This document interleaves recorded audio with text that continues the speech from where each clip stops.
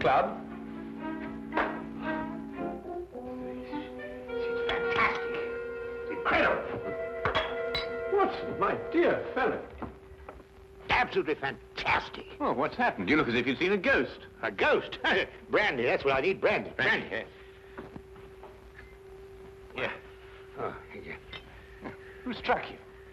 Well, you said it yourself. It was a ghost.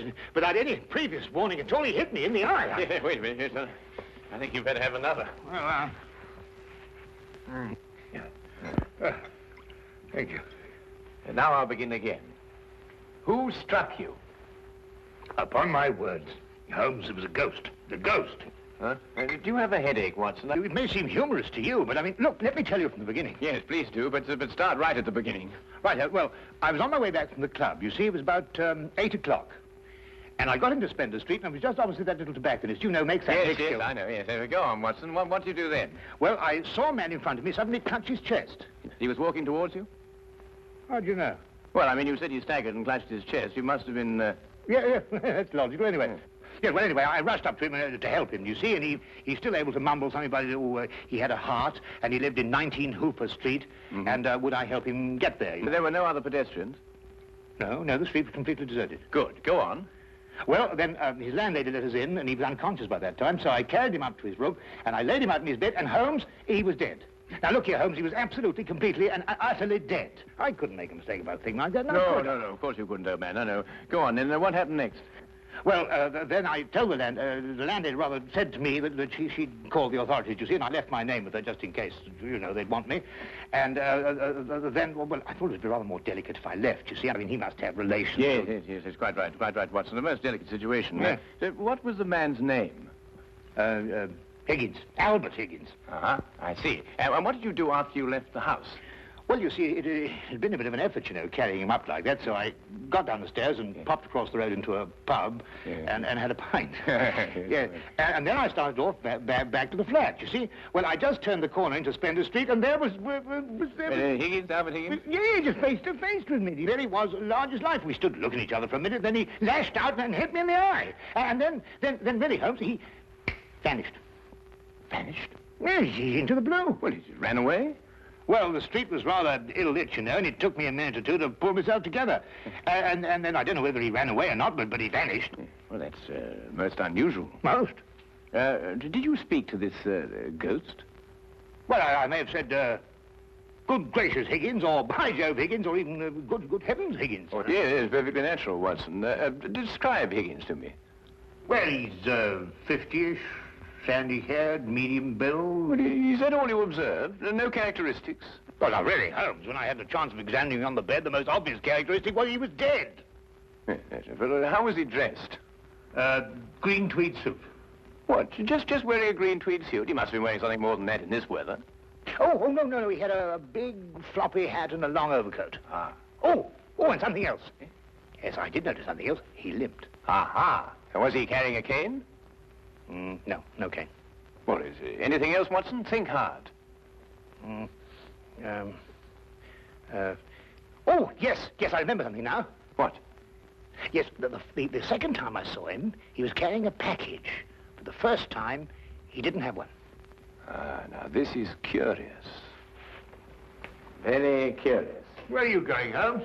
Not me. We. I'm in no condition to leave the house. And a morsel of raw beef will immeasurably improve your appearance. And then what? Then we shall do our best to track down the belligerent ghost of Albert Higgins. Fascinating idea, don't you think? Well, the whole thing's been most unnerving, you know. I mean, it knocks the wind out of the chap, yes. Oh, really, no.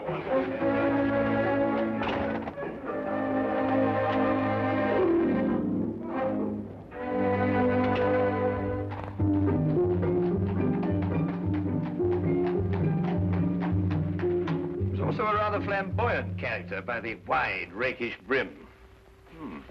I see he was an artist, too. He hasn't painted very much recently. Notice the specks of paint underneath the brim here. And not house paint, but canvas oils.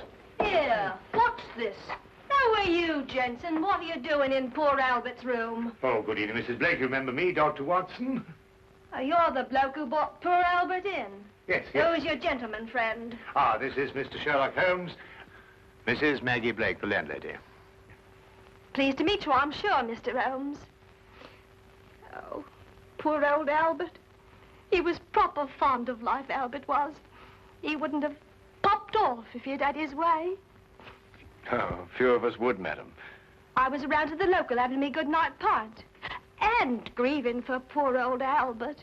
He would have wanted a proper send-off with a pint of mild and bitter, Albert would. No doubt he would, madam. The body, I see, has been removed by the authorities. Oh, poor old Albert on a slab. Oh, dear, dear. Have you notified his next of kin, Mrs. Blake? no, he had none. He was all alone. Oh, I see. Where was Mr. Higgins employed, madam? At the Pembroke Museum, right around the corner in Spender Street. It's a picture museum. Albert was a day watchman. A day watchman, you say? Well, what were his working hours? 9 in the morning till 9 in the evening.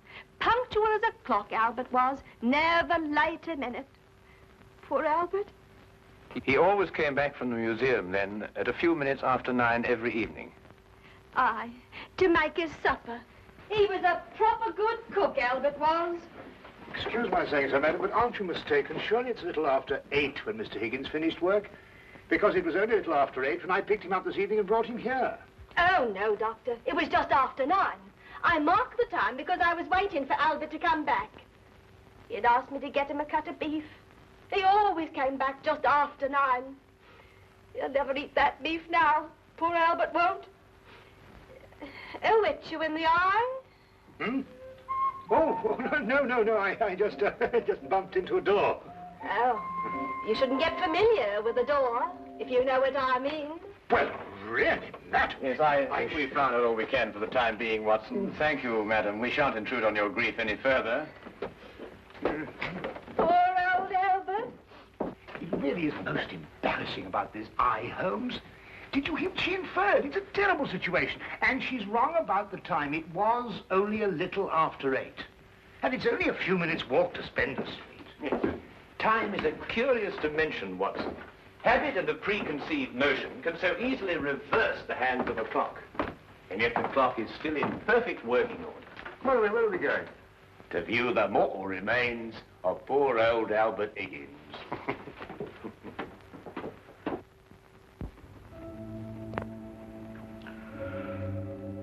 Well, there he is, Mr. Holmes. Nice and peaceful, I gave. Poor chap. See anything, Holmes? Nothing that I haven't already deduced, except that I drew an erroneous conclusion from his hat. He has painted recently, but indoors with his hat off. There are still traces of paint, quite fresh under his fingernails. What does that mean? I haven't the faintest idea. Well, you gents aren't the only ones interested in this dearly departed. Inspector Lestrade of Scotland Yard's looked him over, too. Oh, indeed. Oh, he's still here if you'd like to talk to him. Well, that should be very informative for one or the other, or both of us. I can't understand it, Holmes. I'm absolutely sure this is the man who punched me. I'm positive. But also the one who had the heart attack? Yes, I'm sure of it. One and the same. Well, he's punched his last punch. Where he probably is, they're punching him. Full of holes with pitchforks. Yes, well, I think we've seen and heard enough. Would you like to take us to Inspector Lestrade now, please?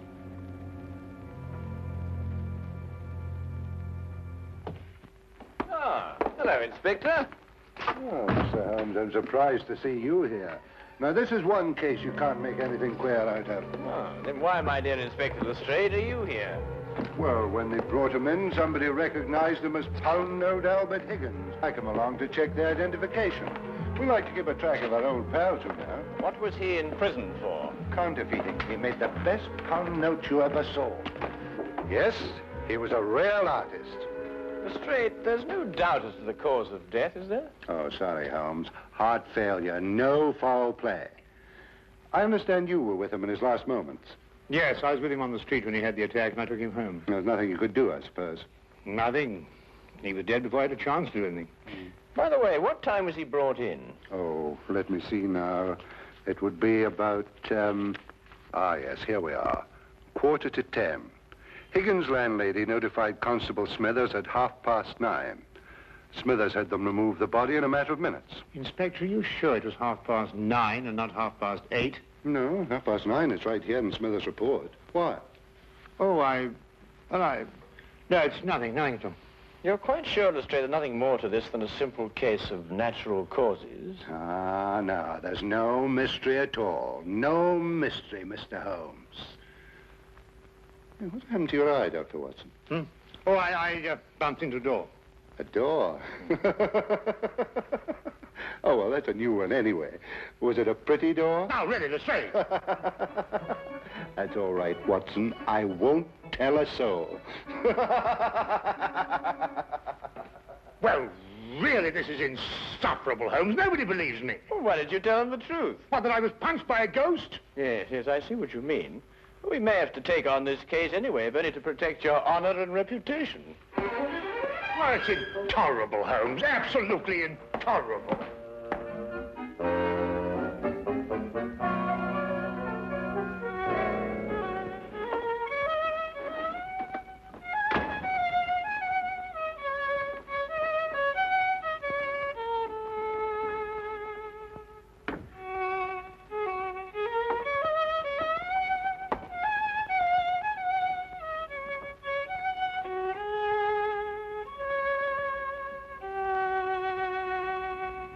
Oh, evening, Watson. Anything wrong? No, nothing. Of course not, everything. Oh, you're sure you're not brooding over last night's affair, are you? Of course I'm not. Don't be so ridiculous. Oh, come on, out with it, man. Well, No, there's nothing to come out with. I don't know what you're talking about. Oh, come on, Watson, there's something on your mind. Well, Gosh, you'd never believe it. Nobody'd believe it. Well? Well, I met Albert Higgins in Spender Street again, tonight. And he punched you again? He pulled my nose. Really? Very, very interesting, Watson.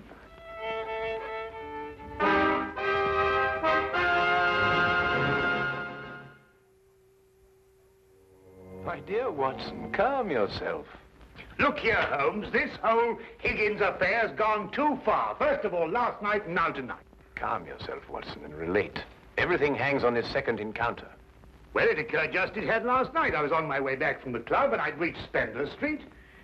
It was a few minutes ago, as a matter of fact, just after 9 o'clock. I'd stayed rather later in the club than usual. There was a chap from Afghanistan. They was awfully interesting. Yes, Watson. Get on with your story.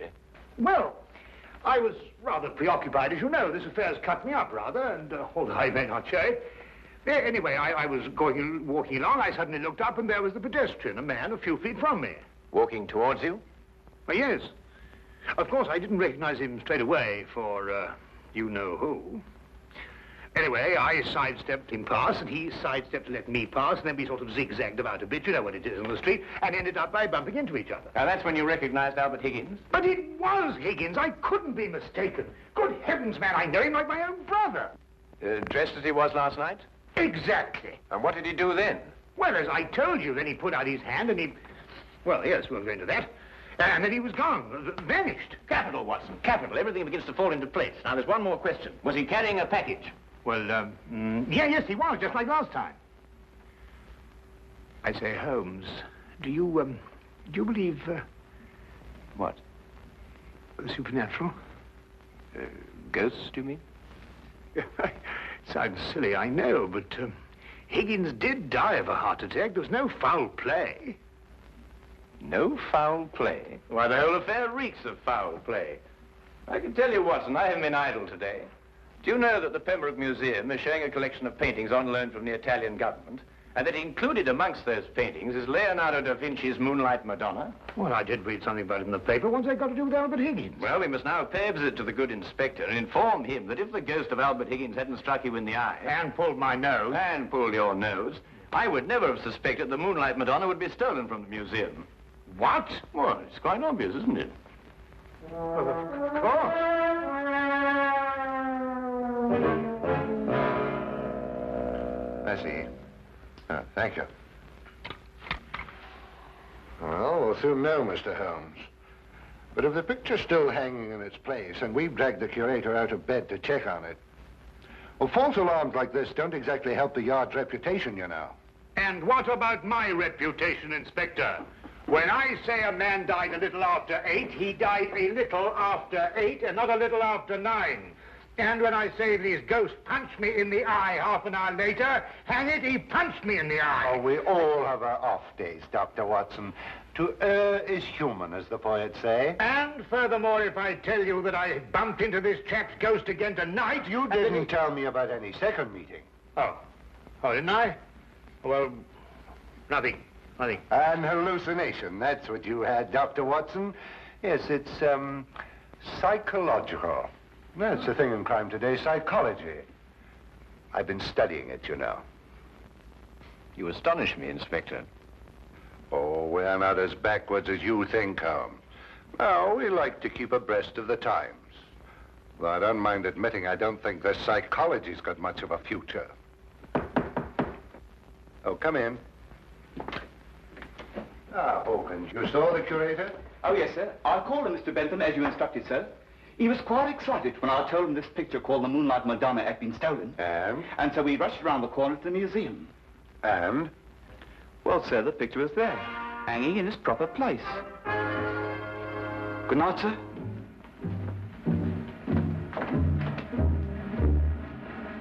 Well, there you are, Holmes.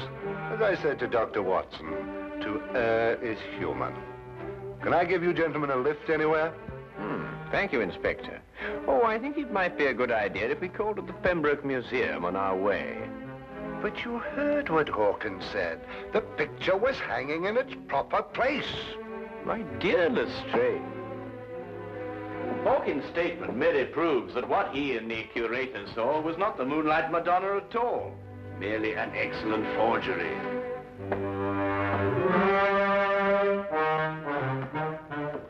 What's he talking about? Art, ghosts, my black eye, and psychology.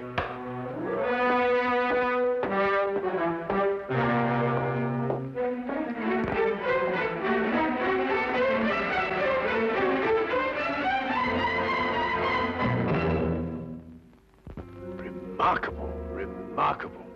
Only a microscopic examination of the brushstroke shows it any different from Da Vinci's work.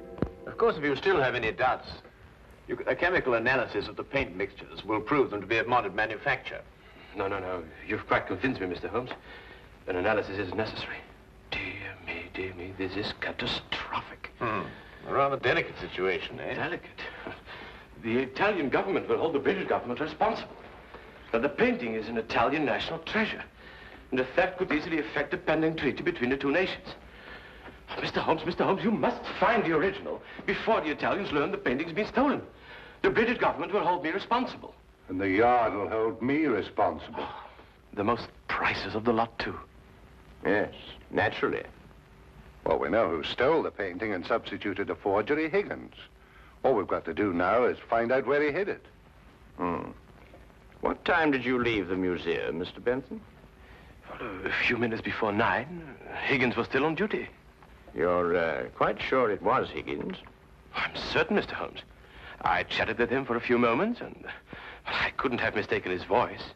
And the night watchman relieved him at 9. Well, you heard him say that, Mr. Holmes, and that he had a package with him when he left. The night watchman swears up hill and down dale it was Higgins, all right. Well, the matter seems to resolve itself very nicely, doesn't it? Dr. Watson was punched by Higgins a few minutes after 9. The night watchman saw him leave at 9, and you spoke to him a few minutes before 9. Look, Holmes, why don't you and Dr. Watson go home and have a good night's rest? From now on, it's nothing but plain, ordinary, simple police work. Nothing you could use a magnifying glass on. True. True, Inspector. Well, good evening, gentlemen. Yes, well, good night, gentlemen.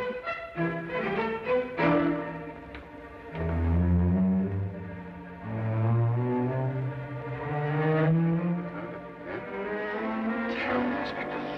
Terrible, Inspector. Terrible. What do we do now? Interesting affair, eh, Watson?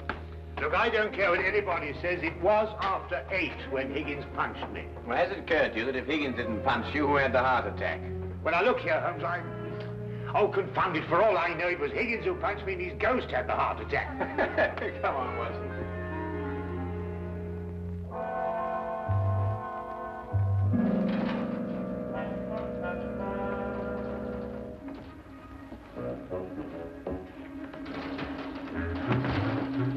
We might have the common decency to tell me what we're breaking into. Shh, whisper. Well, I am whispering. Oh, now, quiet, Watson. Look here, we broke into the rear of the museum because if so, Holmes, really, I don't know what's going to happen to us.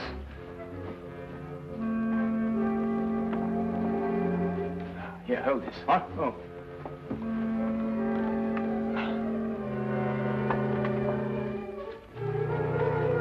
Holmes, this is sheer vandalism. Yes, well, then there must be a bit of a vandal in us all. Holmes, what are you doing? This is wanton destruction. I've never seen anything like this in my life. I forbid you to. I didn't know this side to your character, Holmes. I'm shocked. Ah, just as I thought. Look, Watson. Good heavens, the Moonlight Madonna. Yes, ingenious, isn't it? And yet, what could be simpler than to attach it to the back of an old rubber painting? How on earth did you work that out? Well, I just asked myself where I would hide a stolen canvas. Holmes, have you gone mad? No. We just await events. I don't think we should have to wait very long. Mr. Holmes? Dr. Watson? What's the meaning of this? Watson, I believe you've already met Mr. Bentham in his capacity as curator of the Pembroke Museum. Allow me to present him to you now as the picture thief. Charmed, Dr. Watson. Oh, delighted. What is this? So you discovered my little hiding place, Mr. Holmes. I'm curious. How did you know it was I and not the late lamented Higgins? Yes, I believe Dr. Watson's story from the first. If Higgins died at a little after 8, it must have been someone else who struck him a little after 9. But it was Higgins who punched me home. Oh, no, Watson. It was a limp, a wide, floppy hat, and an exceedingly long overcoat that punched you, seen in a dimly lit street. A psychological misidentification, as the good inspector would call it. The night watchman was also a victim of the same illusion. And what about the landlady? How much did you have to pay her to set back the time of death by an hour, Mr. Bentham? Oh, not much, Mr. Holmes. How did you know it was me? Dr. Watson and the night watchman both identified the 9 o'clock Higgins visually at a distance. Only you pretended to have spoken to him. This meant that either you were lying or Dr. Watson was punched in the eye by a ghost. I believe the simple explanation. You almost make me feel transparent, Mr. Holmes. To anyone who viewed the facts objectively, you were. It's a pity that one crime has to lead to another. Yes, and I think it's a great pity, Holmes, that you broke that vase. Oh, yes. But it's only an imitation. Nonsense, you can't tell me that sort of work like this is an imitation. Perhaps the pieces can be... Well done, Watson, well done. You know, Holmes, you didn't have to invite him here to catch us. You put us in rather an awkward position. Oh, my dear fellow, I have sublime confidence in your ability to extricate us from any predicament in which my rashness may place us. Might I suggest that you now fetch the good inspector? Yeah, here you are. Yeah. Excuse me. I say, Holmes, Bentham punched me in the eye. Who was it tweaked my nose? Well, my dear old chap, it was absolutely imperative that I make certain that the limp, the hat, and the coat were really capable of fooling you. You? Yes, I regret to say I not only tweaked your nose, but I also pulled your leg. Oh, what?